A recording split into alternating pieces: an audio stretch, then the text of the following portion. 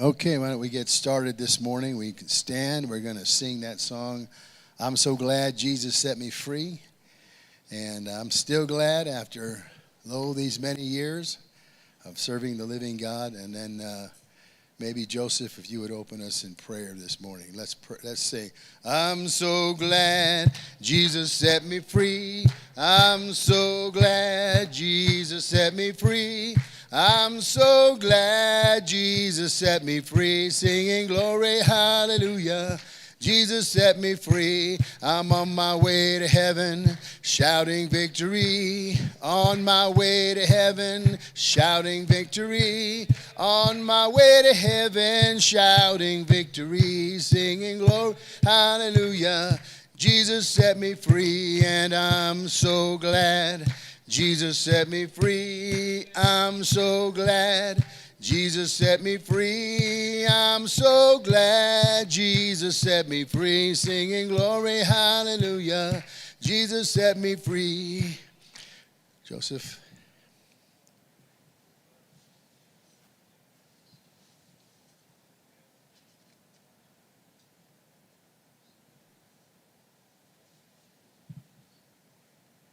Amen. We're continuing our series on the subject of creation, and what we are looking at specifically are some videos. They're about 20 minutes in length. And this man is a professor who studied biology and geology from the perspective of Darwinistic evolution, and this is what he believed. This is how he saw the world and the universe around us. But he got into life, and as he studied the evidence, and basically as his own life began to live his own life and deal with things in his own life, he began to realize that things are not always as they are said to be, that this world is essentially filled with deception and lies, and that he believed things that were not true about himself, about the world around him, and about science. And so he had a very real encounter with Jesus Christ and was saved, much like when I got saved back in 1978 as a young man.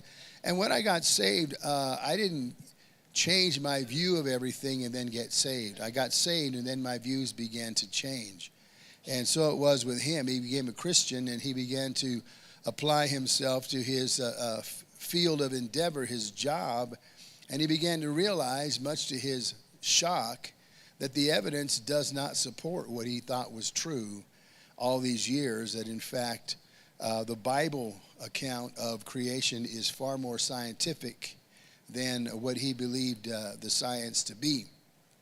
And so he travels around, and these videos come from lectures that he does, and he basically is going through it. He's talking about the evidence. And so it's a little scientific in that sense, but as Christians, God wants us to turn our brains on. He cleans out all the cobwebs. He restores all the brain cells that we destroyed by our sin, and then he wants us to think. And so this man is explaining some things, and if you're wise, you will listen and take notes if you need to, and learn for your own benefit. You can learn that the Word of God is in fact true, and also for any others who would have questions, you know what you're talking about. And so that's why we're doing this. So I'm going to begin by reading Genesis chapter 1. And Genesis chapter 1 is the story of creation, how God created the heavens and the earth. And I want you to listen, because this account predated anything that could be called science, meaning that scientists who came along and by their own powers of perception and observation, they came up with their own idea of how things came to be. Well, this is what the account was prior to all of that. And they don't dovetail. There aren't two views of the same thing. They're two different things entirely. So listen to what it says. In the beginning, God created the heaven and the earth. The earth was without form and void, and darkness was on the face of the deep. and the Spirit of God was hovering over the face of the waters. Then God said, "Let there be light," and there was light. And God saw the light that it was good, and God divided the light from the darkness. God called the light day, and the darkness he called night. So the evening and the morning were the first day. So a couple of things. One is morning and evening. This is talking about, is reference to the earth. The thing that was there in the beginning was the earth. He didn't create the universe and then the earth came along in its time. The earth was there from the beginning. Not only was the earth there in the beginning, but it was already rotating on an axis, morning and evening, and this is something God established from the beginning. And then understand that the earth is there before a lot of other things are there. And those other things will be mentioned over the course of these 6 days. And so these are things to keep in mind. So, verse 6 says, "Then God said, let there be a firmament in the midst of the waters." So there's water, and then there's a firmament. A firmament is like an atmosphere in the midst or in between the waters. And let it divide the waters from the waters. So this atmosphere is now in between the waters. There's waters above it, waters below it. Thus God made the firmament and divided the waters which are under the firmament from the waters which are above the firmament, and it was so. So what is that talking about? It's talking about the earth's atmosphere. And that from the beginning, it's like there are clouds now in the sky, that's water. But when this was done initially, that cloud cover was unbroken. It was like a shroud, a layer that was on top of the earth's atmosphere that was a protective cover. So water divided from water. The water below was liquid water. The water above was a mist or vapor. And God called the firmament heaven. So the evening and morning were the second day. Then God said, let the waters under the heavens be gathered together in one place, and let the dry land appear. So apparently the earth was all water, and that was gathered together. Waters and dry land emerged from the water. And it was so, and God called the dry land earth, tierra, and gathering together the waters he called seas. And so what we're being told here is that the earth now the surface of the earth became primarily land. And where the waters were gathered together were called seas. You say, but the earth is covered mostly with water now. That's true, but initially that was not the case. There were seas, there were large pools of water, great lakes, if you will. But mostly it was land. Why? Because people need to live on land. And God saw that it was good. Verse 11, then God said, let the earth bring forth grass, the herb that yields seed, and the fruit tree that yields fruit according to its kind, whose seed is in itself on the earth. And it was so. And the earth brought forth grass, the herb that yields seed according to its kind, and the tree that yields fruit, whose seed is in itself according to its kind. And God saw that it was good. So the evening and the morning were the third day. So this is now 3 days. And you have the earth, you have the waters divided, you have an atmosphere, and now you've got herbs and grass and trees and whatnot covering the face of the earth. But there are a lot of things still missing. Verse 14, then God said, let there be lights in the firmament of the heavens to divide the day from the night, and let them be for signs and seasons, for days and years, and let them be for lights in the firmament of the heavens to give light on the earth. And it was so. So what's being introduced now? The sun, the moon, the lights in the sky, the larger universe didn't show up until the fourth day. And then you might say, well, you know what? Wait a minute. On the third day, when there was no sun, there was grass and trees and all kinds of growing things on the face of the earth. How could that be without the sun? Well, they couldn't be without the sun for very long. They need something called photosynthesis. But that was the third day. On the fourth day, God put the sun in the sky. And so this is powerful proof that these are 6 literal days and not 6 eons of time. Because if there was plant life on the earth without the sun, it wouldn't have lasted very long without photosynthesis. But a 24-hour period is not a big deal. It's like if you dropped a piece of plywood on your lawn and you left it there for a while, after a few days you went back and you pick it up, what do you see? The grass got yellow, right? Because no photosynthesis. Sunlight couldn't reach it. And if you had left it like that, eventually it would have died. But if you take it off, then of course the sunlight hits it and it restores it. And so it was on the third day, green plant life, the fourth day, the sun, to sustain them with photosynthesis. And so this is the biblical account. Verse 16, then God made two great lights, the greater light to rule the day, the lesser light to rule the night. He made the stars also. God set them in the firmament of the heavens to give light on the earth, and to rule over the day and over the night, to divide the light from the darkness. And God saw that it was good, so the evening and the morning were the fourth day. Then God said, let the waters abound with an abundance of living creatures, and let birds fly above the earth across the face of the firmament of the heavens. So God created great sea creatures and every living thing that moves, with which the waters abounded according to their kind, and every winged bird according to its kind. And God saw that it was good, and blessed them, saying, be fruitful and multiply, and fill the waters and the seas, and let birds multiply on the earth. So the evening and the morning were the fifth day. Then God said, let the earth bring forth living creature according to its kind, cattle, creeping things, beasts on the earth, each according to its kind, and it was so. And God made the beasts of the earth according to its kind, cattle according to its kind, and everything that creeps on the earth according to its kind, and God saw that it was good. Then God said, let us make man in our image, according to our likeness. Let them have dominion over the fish of the sea, over the birds of the air, over the cattle, over all the earth, and every creeping thing that creeps on the earth. So God created man in his own image. In the image of God he created him, male and female he created them.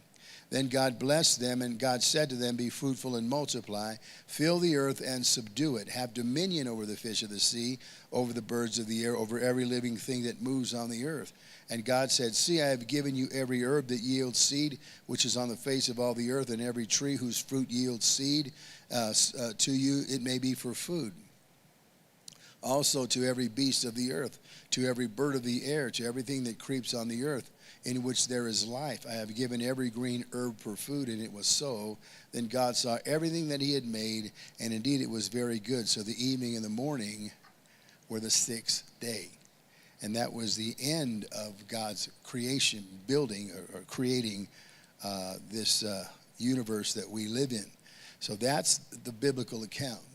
And there's a very old account. As a matter of fact, it predates Moses, and there's speculation as to how far back it goes and who introduced it. But that's Genesis 1. And so, again, this man is someone who believed that all of this came to be by accident, that there was this process of Darwinistic evolution where there was nothing, and then it exploded and became, the Big Bang, and then all the chemicals and the stardust, everything swirling around, and just by some accident of chemical interaction, life spawned, and it didn't just get destroyed immediately with all the chaos. Somehow it survived. Somehow it found water and evolved into what we have today. And as I said, this man who knows what he's talking about came to the conclusion that that's all bogus, and the biblical account is what matches the science. And so we're going to continue this now. Let's shut off the lights and go ahead and hit play. Now, there are evolutionists who rely heavily upon radiometric dating processes to determine the age of a rock. Now, understand, anytime I use a big word, I always wanted to define what it means. What does the word radiometric mean? Well, it means the use of radioactive materials to supposedly measure the amount of time since an event has occurred or a creature lived. You've all heard of carbon-14. Maybe you've heard of uranium, lead, potassium, argon, rubidium, strontium. There's all kinds of these, but carbon-14, potassium, argon, rubidium, strontium, uranium, lead, those are the ones that most people know of. Actually, there's over 80 of them. And they say that you can date a rock, millions, billions of years old using these radiometric dating processes. However, that's not true. First of all, none of them work. Not one of them works. Carbon-14 doesn't work. Even the man who invented it, Dr. Libby, admitted it didn't work. But none of them work. First of all, none of them work because they all start with 5 false assumptions, and carbon-14 has 7 false assumptions. Now, would you agree with me that if you have a dating technique based on 5 false assumptions or 7 false assumptions, then you're not going to be able to get a reliable date? Is that correct? I mean, that's right. You also have to remember that in the case of carbon-14, that the flood of Noah would drastically change the carbon cycle, so that really throws it off. And then would you agree with me on something? If these things actually worked, if they did, and you could use 2 different methods on the same rock, wouldn't you expect them to be approximately the same date, about the same age and so forth? Is that right? I mean, agreed? If you could use 2 different ones on the same rock, if they work, they should be about the same, right? Okay. How about if I was within 10%? Would that be satisfactory? I'm willing to negotiate. What do you want, 15%? 10s, okay, well, I got 10s and up, okay. Well, good. Well, here's the problem, you see. Not only do these methods not work, there are major contradictions between different dating methods used on the same rock. For example, this is Sunset Crater National Monument. It is south and east of the Grand Canyon in Arizona. It's a relatively small volcano, beautiful though. It gets the name Sunset because the cinders at the top just glow at sunset. Now, anybody who knows anything about Arizona, New Mexico, that part of the United States would know that there's a large number of Indian ruins in this area. As a matter of fact, there are Indian ruins right in the park area. And so let's think. We know that this eruption can be dated at about 900 years ago. We can do that by tree ring countings because 900 is not a big deal. And we know that there were Native American Indians living in the area. First of all, their remains of their houses and so forth are there. And also, in the cinder cones, in the lava flows from this eruption, we found Native Indian artifacts. So we know that there were people living there at the time that the eruption occurred, and some of their artifacts were trapped in the material from this eruption. So, there were Native Indian artifacts found in the lava flows and cinder cones. Now, this is volcanic rock. Now, when it comes to volcanic rock, the method of choice here would be the potassium-argon method of dating. And so we potassium-argon dated some of this material, and the laboratory that did the work came up with a date of 210 to 230,000 years old. I think that's more than 10%. Am I right here? Oh. Or what about this rock? This comes from Australia.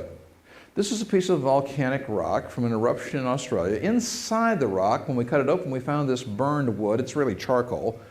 So let's think. This volcano erupted. The rock completely surrounded a piece of wood. There's no question there's no contamination here.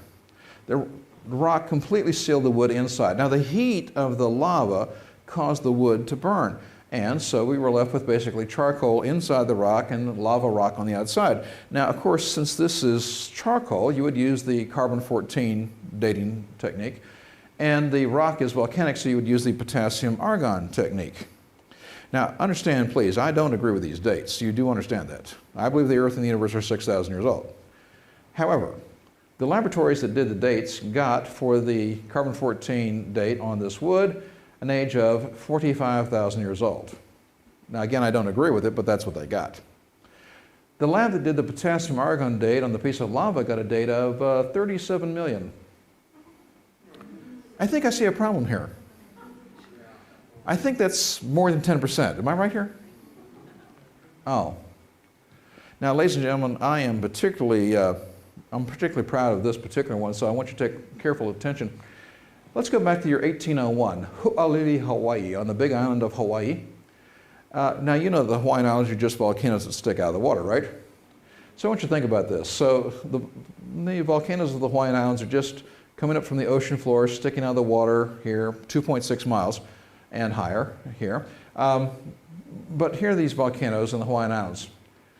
Now, in 1801, there was an eruption of one of these volcanoes, and the lava flowed from the top of the mountain, down the side of the mountain, into the ocean water, went all the way down the side of the volcano, all the way down to the ocean floor, 2.6 miles down. Okay? Now, people were there to see this eruption occur in 1801. Now, I'm kind of proud of this, so I want you all to pay close attention to this. Okay? Are you ready? Come on, are you ready? Okay. In 1801, there was an eruption. You missed it, didn't you? Come on, I'll show it to you one more time, okay? In 1801, there was an eruption. Now, you're all supposed to say, ooh. See, I'll show you one more time. See, in 1801, there was an eruption. Ooh. There you go. Well, we got the bright idea. Let's send a robot down and test this lava flow for the age using the potassium argon method. So we sent a robot down. It went down 0.8 of a mile, got a 0 million years old. Now, first of all, that is correct, because think with me for a second. It was only 200-year-old material. Potassium argon is not good on hundreds, thousands, hundreds of thousands. It's only good on millions. And so if this material is only 200 years old, then 0 million is correct. Everybody with me here?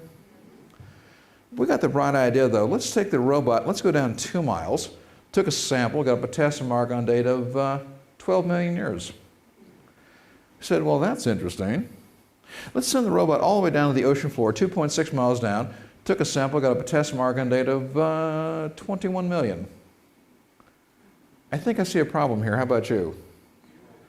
These methods do not work. None of them work. They all start with 5 false assumptions or 7 false assumptions, and none of them work. Well, let's go on. This is my favorite kind of fossil. Now, my favorite kind of fossil is called a polystrate fossil. Now, again, when I use a big word, I always like to explain what it means. All of you would know the word poly means many, correct? Now, straight, strat, stratum, this all refers to layers. And so a polystrate fossil is any fossil which penetrates through 2 or more layers of the fossil record. Now, they are usually tree trunks, but they're often bone. But any fossil that penetrates through 2 or more layers of the fossil record, they are usually tree trunks, but they are often bone. Now, here you see in this photograph from Australia, many, many layers. Is that correct? Everybody see the polystrate tree trunk? Well, if you can't, it's right there. But what's particularly interesting about it is this. First of all, it's not petrified, it's coalified. This is a tree trunk turned to coal, but you'll notice it has no roots and no tops. It's just a log. Is that correct? Kind of tells you it didn't grow there, doesn't it? Well, let's think about this. How did coal form anyway? I mean, how many of you remember being taught in school the old swamp theory of coal formation? They used to teach us in school back, when I was in grade school. They used to say, there were forests and swamps covering the earth 360 million supposed years ago at the time of the Carboniferous period, that these trees grew up in these swamps and they fell over and died, and they built up in the water of the swamp, and because there's so little oxygen in the swamp water, the trees piled up one on top of the other, and that's how we got coal. Does that sound at all familiar? But nobody teaches that anymore, at least not any honest evolutionist, because they all know it's not true. You see, first of all, let's take a little look. Here you see some small coal layers or coal seams, is that correct? But first of all, think with me. Do you notice it's flat on the bottom and flat on the top, is that correct? So first of all, does anybody here see roots coming down from below these layers? No roots. It's flat on the top, flat on the bottom. Number 2, you only find natural gas, coal, and natural oil between layers of sedimentary rock. Now, what is sedimentary rock? That's layers of dried out mud, is that correct? So you only find natural gas, natural coal, natural oil between layers of dried out mud or some kind of sandstone. But there's something else here too. Notice right here. See how this coal seam forks right here? At the fork right there? Well, once they started realizing that, they started realizing the swamp theory simply wasn't true, and they stopped teaching it altogether. Now, this is a pure layer of anthracite coal. Now, anthracite coal is the hardest, densest, blackest, bestest coal there is. Anthracite coal is the really good stuff. Now, this comes from our state of Michigan. But this is about 1.5 to 2 foot thick layer of pure anthracite coal, the really good stuff. Now, let's think. To get anthracite coal, you have to have 10-foot thick layer of plant and wood deposits compressed down to 10 to 1. Okay, so It takes 10 feet of material compressed to 1 foot to get hard anthracite coal. Now, if you take 10 feet and you compress it maybe 3 to 1, you get soft coals like lignites, and 5 to 1, you'll get soft coal, and maybe down to 5, 7 to 1, you'll get bituminous coals and so forth. But it takes 10 to 1 compression ratio to get anthracite coal. However, in our state of Utah, we have a pure layer of anthracite coal 200 foot thick. Now that tells you there had to be a layer of logs and vegetable material 2,000 foot thick there at some time in the past to be compressed down to 200. Is that correct? I would suggest to you only a worldwide flood could do that. A layer of logs and wood 2,000 foot thick all in one place, all at one time, would require a worldwide flood. And this is a bell found in 1944 in medium-grade coal in our state of West Virginia, but the coal is supposedly 300 million years old. Oh, it's a very unique alloy and has a iron clapper on it and so forth, but this is a pre-flood bell used between creation 6,000 years ago and the flood of Noah by somebody, and trapped in the coal from the flood. And doesn't it take millions of years for fossils to form? I mean, I grew up on the campus at the University of California, Berkeley. Now, I did that because my father was a student at Berkeley. He got his degrees at Berkeley. He went on to become a professor at Berkeley, at one time a secretary to the president. And I actually grew up on the campus of the University of California, Berkeley. Now, that's the bad news.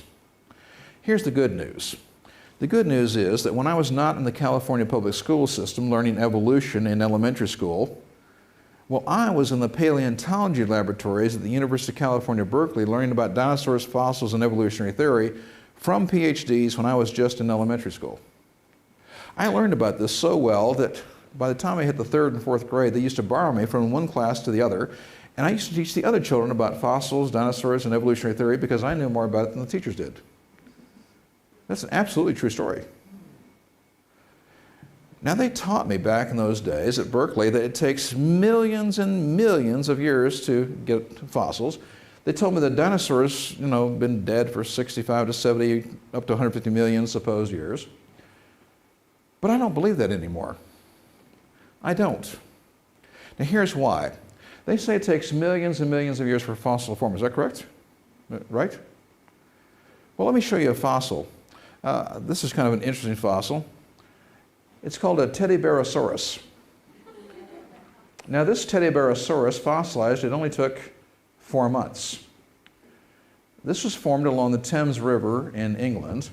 There's a place where they have this overhang and a walkway underneath, and it's limestone rock, and there's water that comes over the limestone rock along the Thames River there, and people actually walk along underneath, and they tie tennis shoes and teddy bears and other things, Coca-Cola bottles, on long strings, and they come back and 4 months later they have a fossil. You're not impressed? Well, how about this fossil? This is a coil of man-made rope, but this fossilized in only 2 weeks. Are you impressed?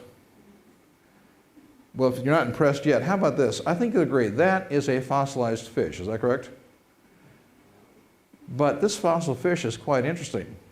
You see, according to the evolutionists who found it, it died and was fossilized in less than 5 hours. Oh yeah. You see, this comes from Brazil. The Santana Formation was reported in 1989, but we found fossil fish with fossil gills, fossil muscles, fossil stomachs. The evolutionist paleontologist who found it did not allow his theory to get in the way of a good scientific observation. I applaud him for that. I really do. I really do. And he said this, quote, "What is clear is that the fossilization process took place moments after the fish died and was completed within only a few, probably less than 5 hours," unquote. But he went on to say this, in this case, quote, "Instantaneous fossilization," unquote, "is suspected to have been the very cause of death." Did you get that? DOA, fossil.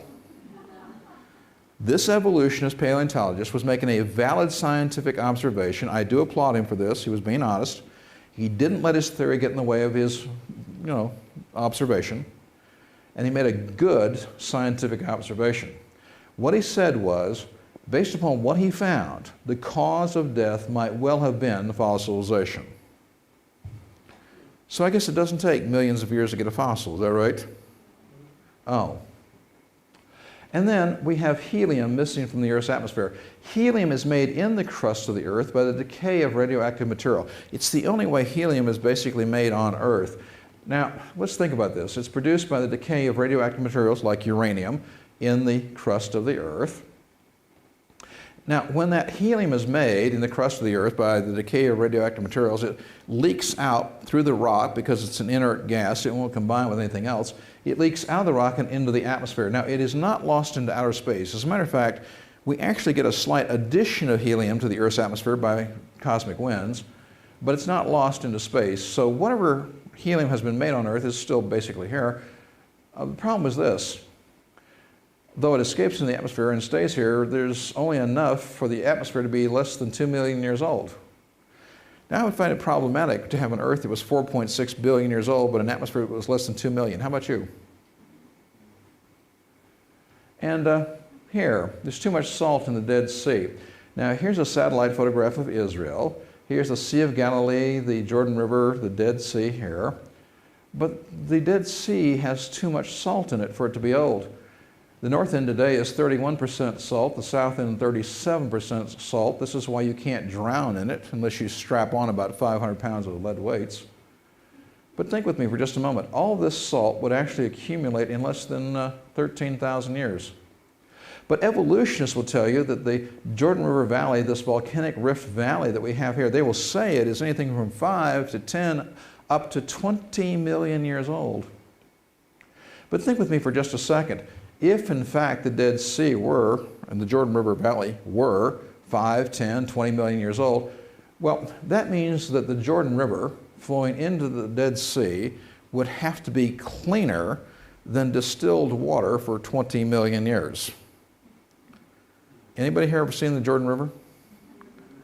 It's not that clean, right? So this is what we call a regional geochronometer, but it simply shows that this is not 5, 10, 20 million years old. It's less than 13,000 and totally acceptable with only 6,000 or in fact 4,500, which is from the time of Noah's flood. I'm sure you've also all noticed that the moon is moving away, right? You all had noticed the moon is moving away, right? Where are your powers of observation, people? The moon is moving away from the Earth at a staggeringly fast rate. Come on, are you all ready to be staggered?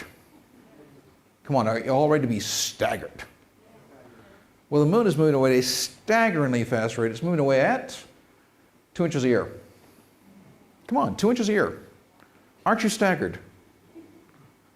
You're not? Well, you should be. Think with me for just a second.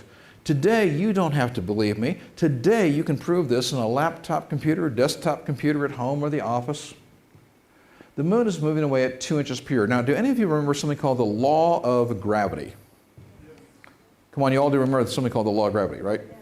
And the law of gravity says basically that as two objects get closer together, there's a stronger and stronger pull together. Is that right? Now, it's an inverse square law. You half the distance, you quadruple the force, and so forth. But you plug the formula into a laptop computer today, and you can prove to yourself, think with me, if the moon is moving away at 2 inches per year now, well, if I go back 1 year, it would be 2 inches closer, correct? Another year would be 2 inches closer. But as the moon starts to come back towards the Earth, well, then the force of gravity starts to increase. Is that correct?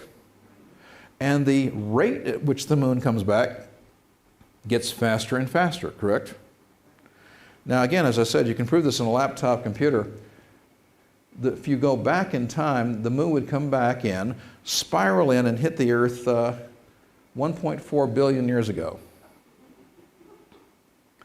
Now, evolutionists say that the Earth and the moon are the same age. They say they're 4.5 to 5 billion supposed years old. Most of them say 4.6 billion.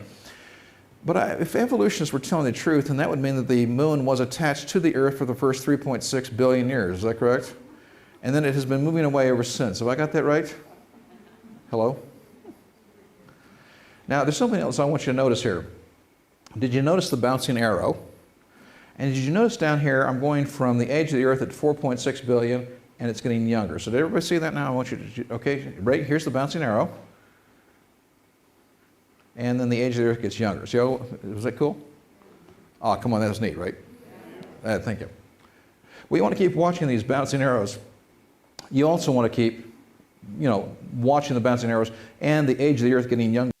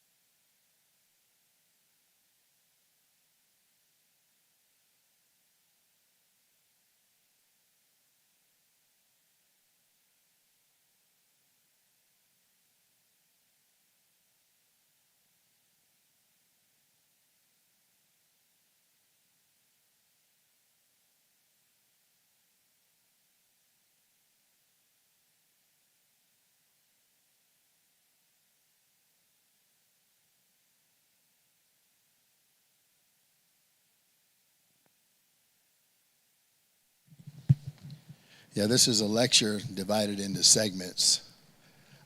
So anyway, any questions or observations based on anything he was talking about here? Anything that may have surprised you or that you found interesting or contradicts things you remember being taught in school? One thing that was interesting to me is he began to talk about what he called radiometric dating. And that's basically meaning, metric means you're measuring, and radio is something that is being emitted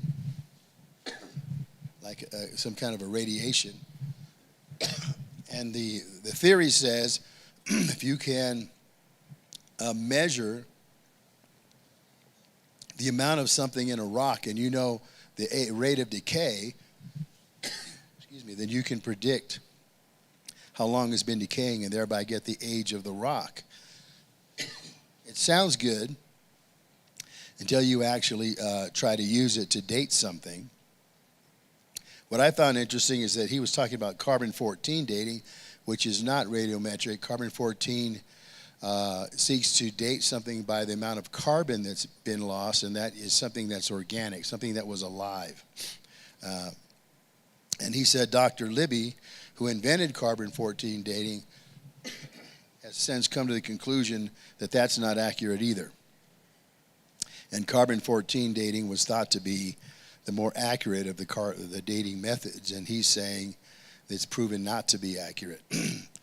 And so these radiometric simply means they get a rock,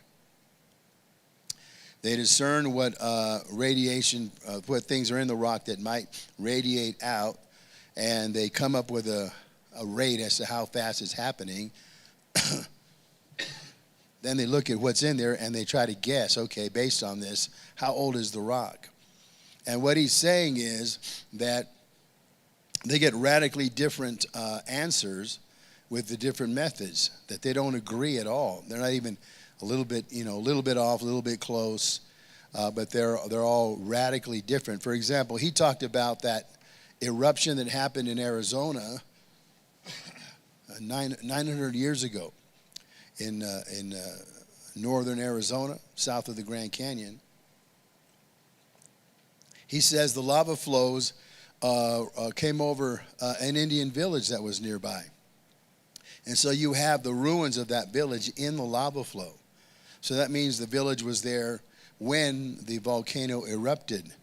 And so then they know it happened about 900 years ago. So there's a date for the volcano. There's a date for when the lava came out of the top of the volcano.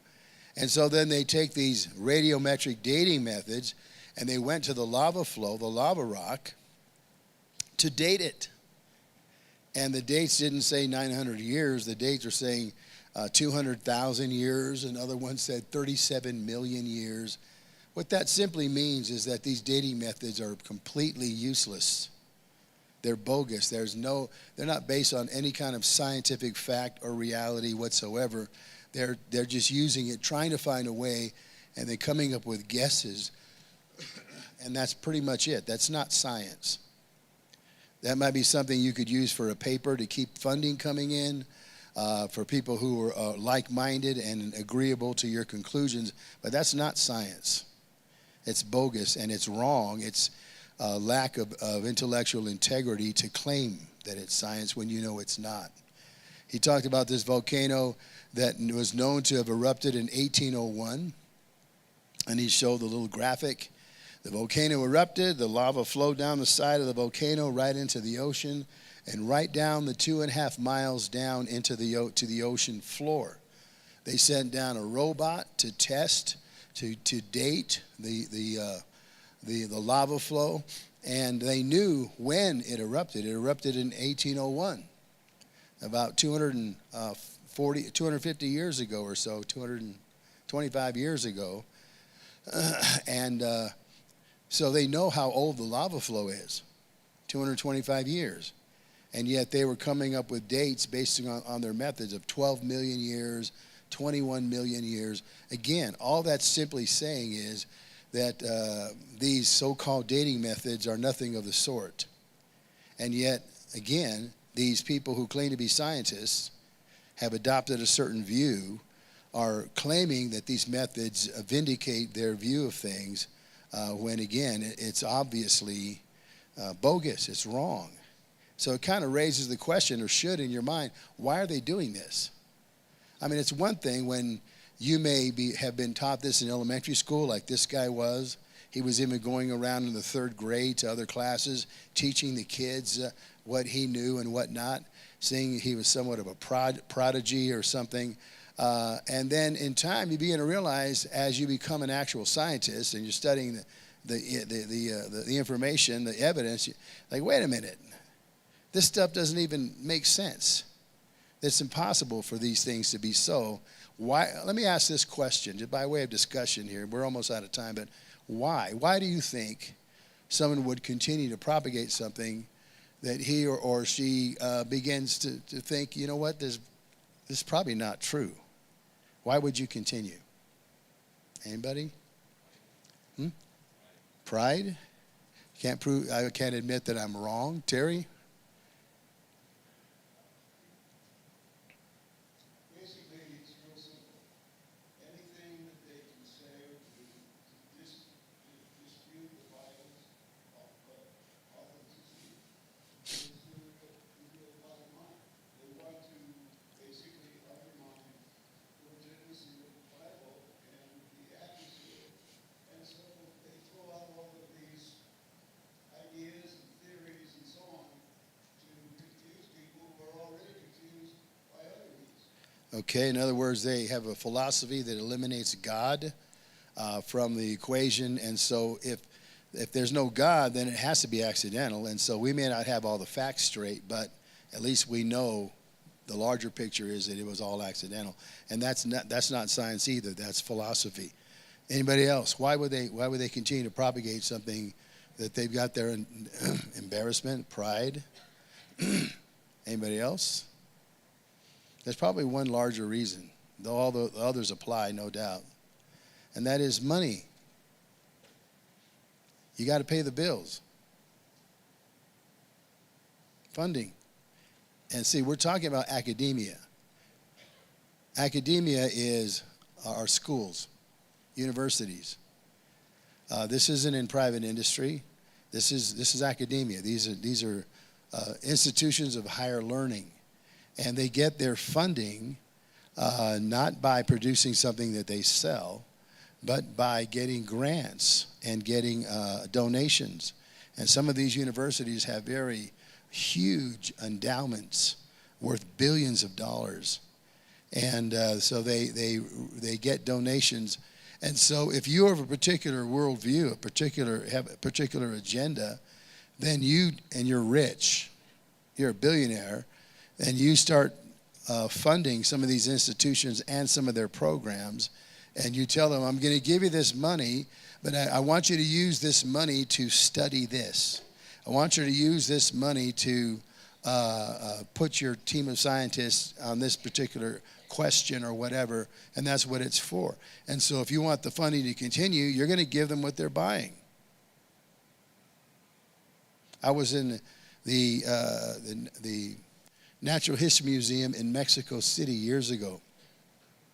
And it's an amazing place because it has all of these artifacts from the various tribes over the last 1,000 years or so, the Olmecs, the Aztecs, the Mayans, and others. And it's amazing to see them. But at the very beginning, when you go in the doors and you start the process, it creates kind of a timeline.